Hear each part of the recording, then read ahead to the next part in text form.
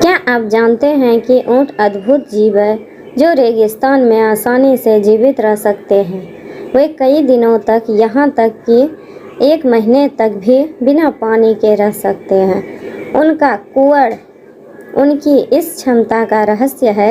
आइए इस अद्भुत कहानी को विस्तार से सुनते हैं। एक जंगल था जहाँ 2 जानवर बहुत अच्छे दोस्त थे, एक ऊँट और एक जेबरा। हालांकि ये दोनों जानवर एक दूसरे से बहुत अलग थे, लेकिन वे सबसे अच्छे दोस्त माने जाते थे। हालांकि जेबरा अपने काले और सफ़ेद कोट के साथ खुद को बहुत आकर्षक समझता था और वह ऊँट को एक बदसूरत प्राणी समझता था, जिसके कुआड़, अजीब पैर, बदसूरत पलकें वगैरह होती थी।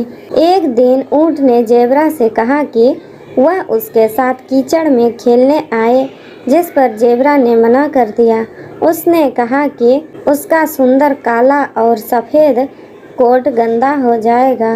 ऊँट इस बात से दुखी हुआ और वह अकेले कीचड़ में खेलने लगा और वहीं बैठकर सोचने लगा कि जेबरा उसे अनदेखा क्यों कर रहा है। कुछ दिनों में अचानक सूखा पड़ गया। जंगल का सारा पानी सूखने लगा।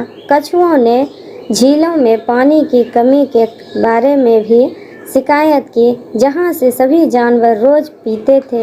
इससे जेबरा बहुत चिंतित हो गया। उसने एक गधे को अपनी पीठ पर पानी की बाल्टी ले जाते हुए देखा और उससे पूछा कि क्या वह उसे थोड़ा पानी दे सकता है। गधा हिचकिचा रहा था क्योंकि उसे अपने लिए पानी चाहिए था। जेबरा खोया हुआ महसूस कर रहा था और अपने सबसे अच्छे दोस्त ऊँट के पास गया।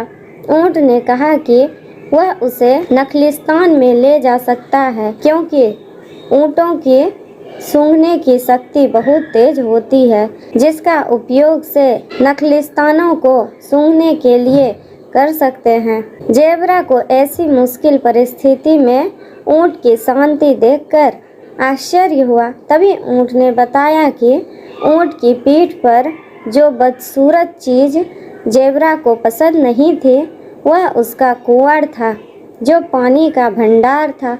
उसने कहा कि वह इस पानी का इस्तेमाल हफ्तों, यहाँ तक कि 1 महीनों तक जीवित रहने के लिए कर सकता है।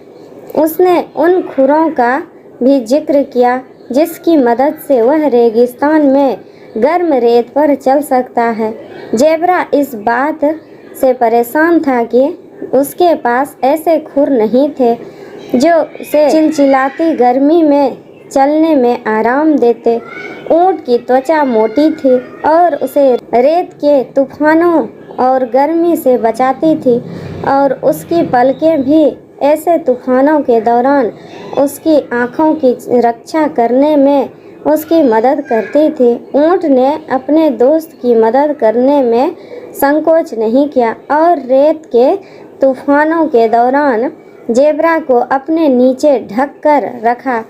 जेबरा अपने दोस्त ऊँट का उसकी मदद के लिए बहुत आभारी था और उसने महसूस किया कि सभी बदसूरत चीज़ें बेकार नहीं होती।